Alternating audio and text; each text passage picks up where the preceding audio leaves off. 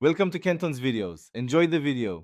You begin by attaching the external drive or ensuring a network share is reachable.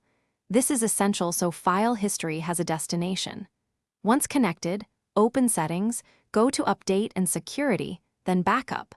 Click Add a Drive and pick the target. Make sure to turn file history on immediately so Windows can register the device. You're creating the first snapshot of your libraries and desktop. This establishes the baseline and prevents accidental data loss from the very start.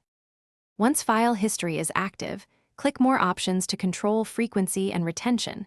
Set it to every 1 hour or as needed and pick how long backups are kept.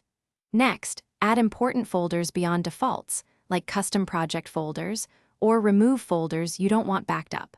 Also exclude bulky folders such as VM images or cache directories to conserve space. These settings balance recovery speed and storage use, so adjust them based on how often your files change and how much disk space you have. To recover, open Restore Files from Current Backup and navigate versions to pick the file and time you need. Click Restore to return it to its original location or restore to a different folder. If backups stop running, make sure the drive is connected, then run chkdsk on the backup volume and verify network credentials for shares.